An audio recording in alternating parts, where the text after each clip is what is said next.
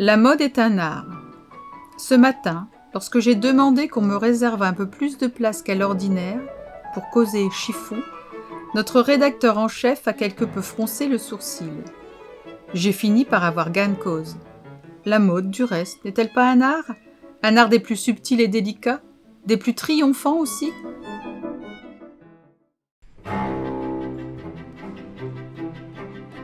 Il est un être plus particulièrement agaçant pour moi, despotique parce qu'il est nécessaire, inexact parce qu'il est attendu. Cet être, c'est le coiffeur. Toujours gracieux, il pénètre chez moi comme chez lui, et, pendant sa séance capillaire, règne en maître absolu, éclairé par une lampe et 4 bougies. Ma femme est tellement préoccupée, en suivant des yeux dans sa glace les progrès de son travail compliqué, qu'il est inutile de lui adresser la parole, même sur le ton le plus doux. C'est la statue du silence. Elle se tait en face de cette œuvre qui se poursuit agilement. Par un miracle de l'art moderne, sa chevelure croît à vue d'œil sous les doigts de l'artiste enchanteur, et, quand il fuit à la fin pour courir à de nouveaux triomphes, elle reste comme perdue dans sa contemplation muette, en face de son miroir qui reflète l'œuvre achevée.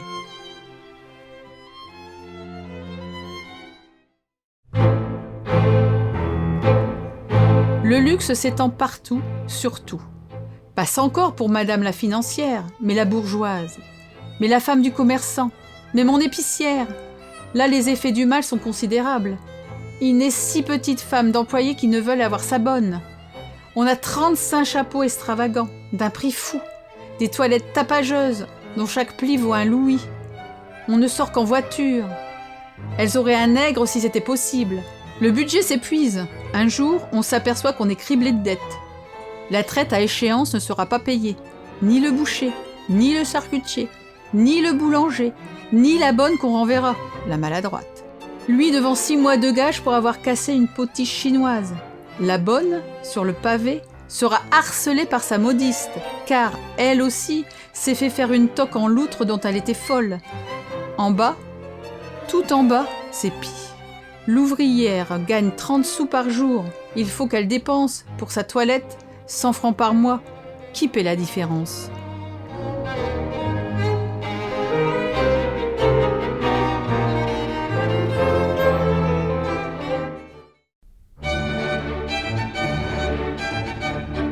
Depuis l'avènement en France du corset actuel, du corset carapace, armé de buses et de baleines, jamais instrument compressif aussi nuisible n'avait été porté par le beau sexe. Pour les jeunes filles, ce corset est une calamité. L'énorme compression qu'il exerce jusqu'aux aisselles rend les mouvements de flexion si impossibles qu'il est bien peu de dames qui, une fois corsetées, pourraient ramasser à terre une pièce d'or échappée de leur porte-monnaie. La critique va même plus loin en dénonçant les dangers que peut représenter le port du corset pour la santé. Cette cuirasse qui, comprimant outre mesure jusqu'au thorax, gêne horriblement la circulation, qui, refoulant en bas les viscères abdominaux, trouble jusqu'aux fonctions digestives et qui a dû occasionner des cas innombrables de dyspepsie, de hernie, de fausse couche, etc., etc. Le corset tant controversé finit par disparaître au début du XXe siècle, notamment grâce au couturier Poiret, qui le premier s'attaque de manière systématique à cet engin de torture. Selon lui d'ailleurs, le corset, au lieu de gommer les formes disgracieuses, les rendrait encore plus visibles. Je lui livrai la guerre. Certes, j'ai toujours connu les femmes encombrées de leurs avantages et soucieuses de les dissimuler ou de les répartir, mais ce corset les classait en 2 massifs distincts. D'un côté le buste, la gorge, les seins, de l'autre le train arrière tout entier, de sorte que les femmes divisées en 2 lobes avaient l'air de tirer une remorque.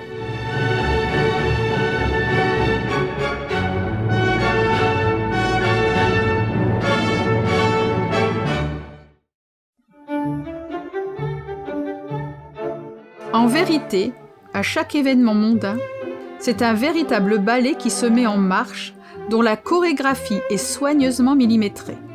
Il commence dès le matin de bonne heure par les premiers préparatifs, coiffage, maquillage, régime, jusqu'à la dernière minute dans la voiture, où il faut prendre garde à rester impeccable malgré l'inconfort du trajet. Le mari assiste en spectateur effacé à toute cette effervescence, devant laquelle il devient bien vite blasé.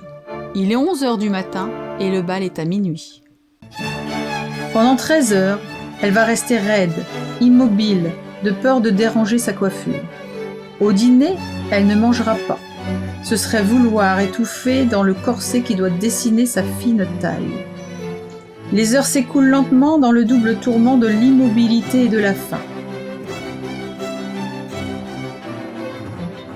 On monte en voiture. Ah, si monsieur était le moins du monde galant, il se placerait près du cocher, car dans l'étroit réduit de la voiture, si peu qu'il tienne de place, il va chiffonner la robe. Il faut vaincre. On met le pied sur le champ de bataille. Et c'est alors qu'on est salué par ce fameux murmure d'admiration qui sera enregistré demain dans le journal Altlife. Elle l'a bien gagné, n'est-ce pas?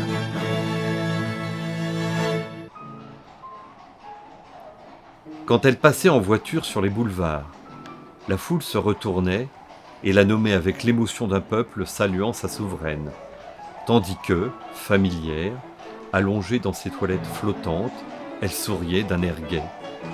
C'était des souplesses de couleuvre, à déshabiller savant, comme involontaire, esquis d'élégance, une distinction nerveuse de chatte de race, une aristocratie du vice, superbe, révoltée, mettant le pied sur Paris, en maîtresse toute puissante. Elle donnait le ton, de grande dame l'imitait.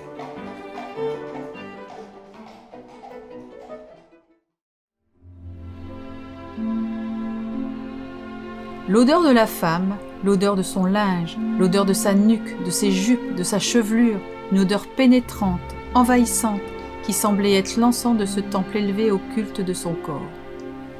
C'était un débordement d'étalage. Le bonheur des dames sautait aux yeux du monde entier, envahissait les murailles, les journaux, jusqu'aux rideaux des théâtres.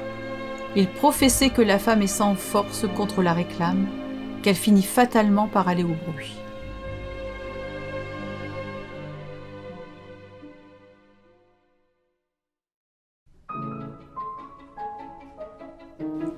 Il y a une indéfinissable façon de porter un chapeau. Mettez le chapeau un peu trop en arrière, vous avez l'air effronté. Mettez-le trop en avant, vous avez l'air sournois. De côté, il devient cavalier. Les femmes comme il faut posent leur chapeau comme elles veulent et ont toujours le bon air. Madame de Bargeton avait sur le champ résolu cet étrange problème. Une jolie ceinture dessinait sa taille svelte. Elle avait pris les gestes et les façons de sa cousine. Assise comme elle jouait avec une élégante cassolette attachée à l'un des doigts de sa main droite par une petite chaîne et montrait ainsi sa main fine et bien gantée sans avoir l'air de vouloir la montrer. Enfin, elle s'était faite semblable à Madame d'Espard sans la singer. Elle était la digne cousine de la marquise qui paraissait être fière de son élève.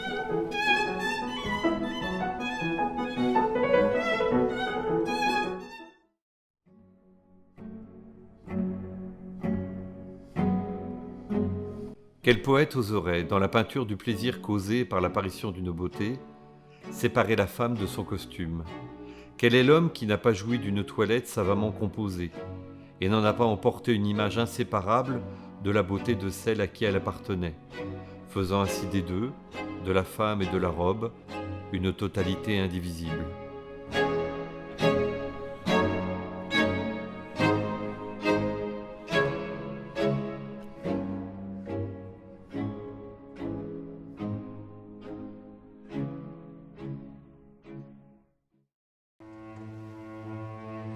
Sur la ligne des femmes assises, les éventails peints s'agitaient, les bouquets cachaient à demi le sourire des visages, et les flacons à bouchons d'or tournaient dans les mains entr'ouvertes dont les gants blancs marquaient la forme des ongles et serraient la chair au poignet.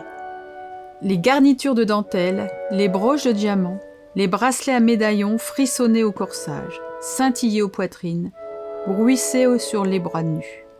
Les chevelures, bien collées sur les fronts et tordues à la nuque, avaient, en couronne, en grappe ou en rameaux, des myosotis, du jasmin, des fleurs de grenadier, des épis ou des bleuets. Pacifiques à leur place, des mères à figure renfrognée portaient des turbans rouges.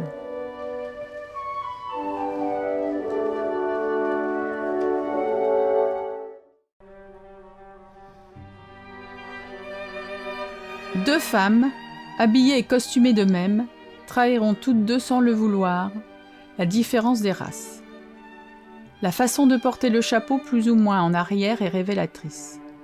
C'est non moins difficile de porter le mantelet et de poser le pied sur le pavé. La tenue du mouchoir, indélébile stigmate vers lequel aspirent tant de femmes et qu'une seule classe d'entre elles sait porter en grande dame, blason qu'on ne peut détruire, que la femme du grand monde a reçu de sa mère, qu'elle laisse à ses enfants, vengeance insaisissable que chacun vit commencer et qu'aucun ne verra finir. À chaque moment de la journée correspond une tenue particulière, gare à celles qui se trompent et méconnaissent ses codes. Ainsi, on ne peut faire l'amalgame entre une robe du petit dîner et une robe de dîner ou de grand dîner, entre la robe de la visite et celle de la grande visite, ou encore entre la toilette de promenade et celle de campagne. Il serait grossier d'aller aux courses en costume tailleur, qui ne sied que pour une partie de la matinée.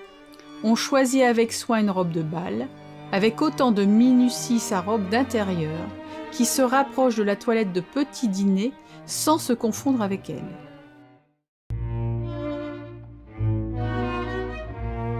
La mode est ce que l'on porte. Ce qui est démodé, c'est ce que portent les autres. Oscar Wilde, artiste-écrivain. La gommeuse est un mammifère carnassier qui s'apprivoise assez facilement. Cependant, même à l'état domestique, elle est peu susceptible d'attachement. Sans avoir la timidité de la hyène, elle en a néanmoins les habitudes voraces. Comme celle-ci, elle sort de son repère à la tombée du crépuscule pour chercher sa nourriture et vient armée de ses griffes roses déterrer les petits gommeux qu'elle dévore tout vivant. Son cœur présente la forme d'un porte-monnaie à compartiments multiples et l'appareil de la digestion, très compliqué chez cet animal, est d'une force et d'une élasticité prodigieuses qui ne recule devant rien. Fortune, héritage, sentiment viril, cet animal mange tout, ronge tout, détruit tout et ne lâche sa proie que pour courir à une victime moins vidée. Le chroniqueur va même plus loin en donnant une recette pour faire une bonne cocotte. Prenez une gardeuse d'oie que vous raclez proprement après l'avoir lavée à grandes eaux. Faites infuser le sujet ainsi préparé dans plusieurs litres de paresse mélangée d'une forte addition de gourmandise et de coquetterie. Ajoutez quelques verres de champagne, un faux chignon, plusieurs pincées de piment érotique. Faites alors sécher l'objet saupoudré avec du blanc de perle, arrosez légèrement avec du rouge végétal et quelques gouttes de parfum assorti. Enveloppez le sujet dans du velours et de la soie et servez froid. Je sais combien il a fallu de courage, à quelle vexation, à quelle curiosité indiscrète, à quelle remarque grossière, les femmes, s'exposaient dans la rue, au théâtre, voire même chez elles, lorsqu'elles se montraient vêtues selon leurs sentiments et leurs goûts personnels. Je me suis souvent demandé si le goût du public est si perverti qu'il n'est plus capable de reconnaître ce qu'il y a de beau et de juste chez une femme habillée à sa guise. Henri van de Velde.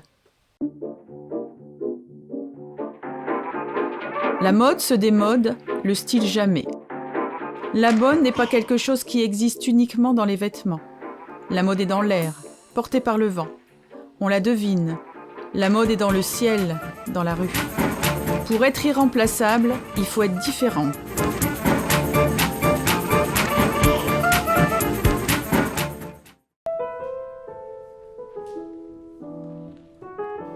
La beauté d'une femme n'est pas dans les vêtements qu'elle porte, dans son maquillage ou la façon d'arranger ses cheveux.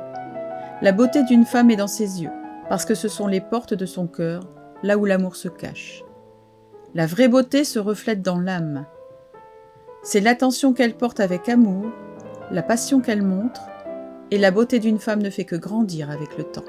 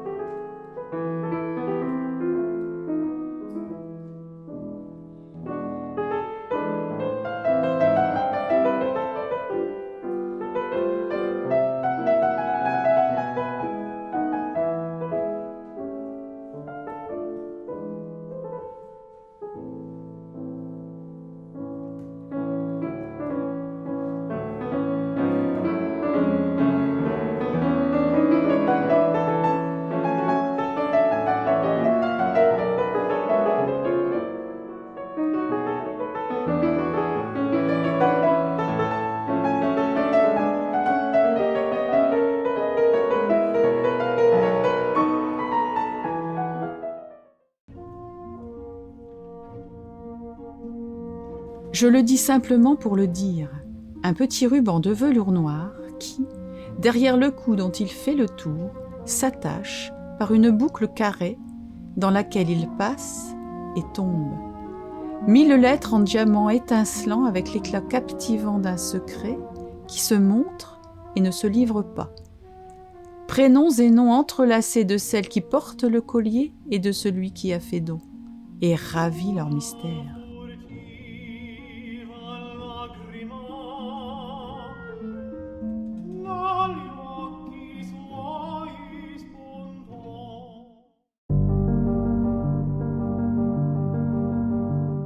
Vaine bagatelle qu'ils semblent être, les vêtements ont, disent-ils, un destin plus important que de nous tenir chaud. Ils changent notre vision du monde et le point de vue du monde sur nous.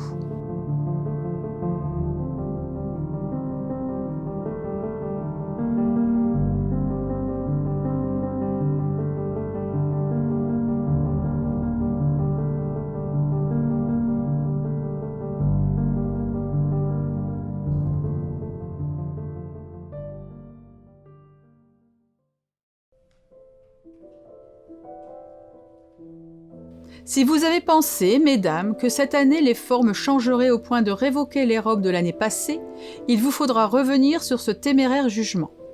Les robes de l'année dernière pourront fort bien être utilisées. Certes, j'ai vu des mondaines, toujours à la recherche de l'inédit, dont les costumes créent une variante, mais la note dominante, celle qui affirme une mode, est la simplicité. Et sauf quelques modifications faciles à opérer, les toilettes de l'été dernier pourront être modernisées.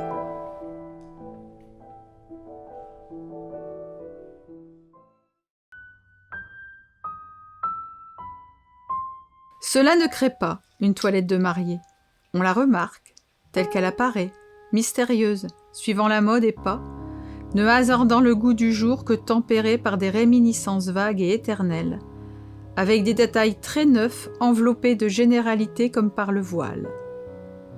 C'était, par-dessous de satin blanc recouvert d'un jupon de tarlatane, chaque volant se terminant par une chicorée or, il y en avait au moins 20 sur la traîne, tandis que sur le devant, je n'en connais que 4. Tunique plissée en travers et fixée sur la jupe. Dans le bas de la tunique, frange avec perles blanches, large ceinture en satin prenant de côté, descendant contre la tunique et se nouant sur la traîne. Ce nœud fixé lui-même sur la jupe par une couronne de fleurs d'oranger avec traîne. Le corsage était à montant et à basque, doublé entièrement de satin ainsi que les manches. Et toute la garniture de la basque consistait en chicorée bien fournie et en un bouquet de fleurs d'oranger placé de côté vers l'épaule. Voile de tulle, illusion et fleurs d'oranger habilement mélangées à la chevelure. Ça tourne. Non, non, non, non. Attention, ça tourne.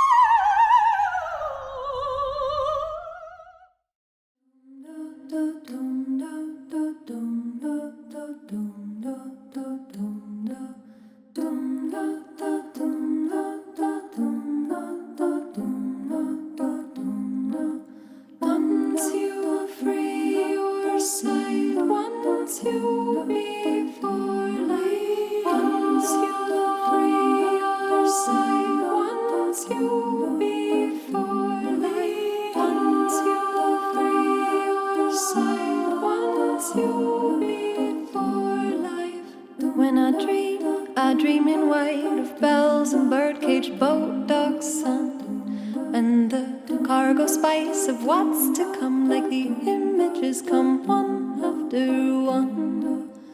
But this time it was night, the moon it lilted bright ways sharp, and the words to sleeping drifters dance as though to fall from page alive.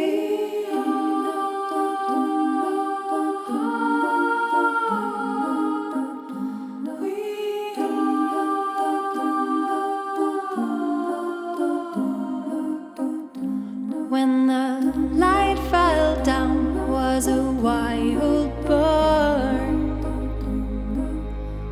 like the night said it could be learned. With the journey you took a chance to forget when you start the dance.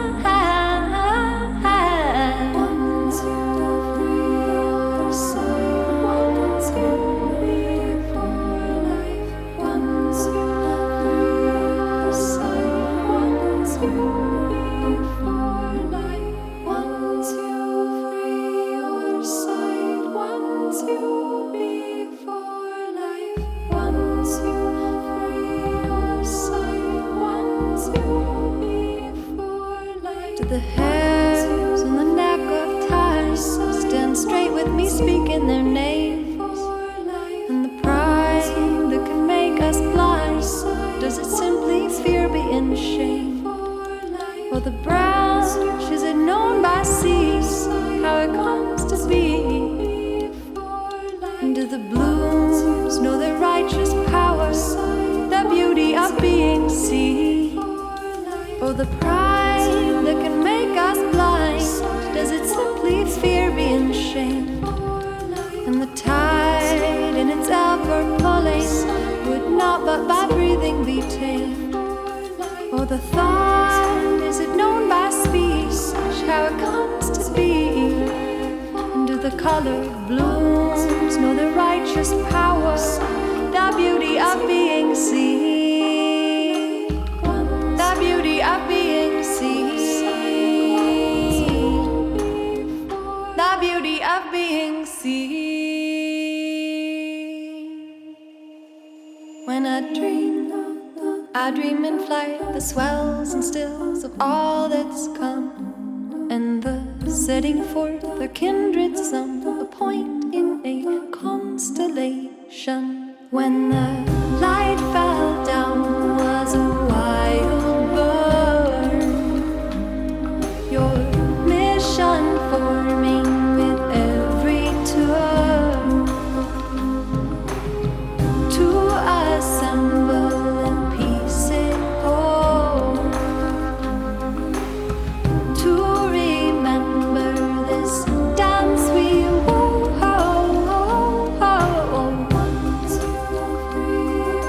Dance we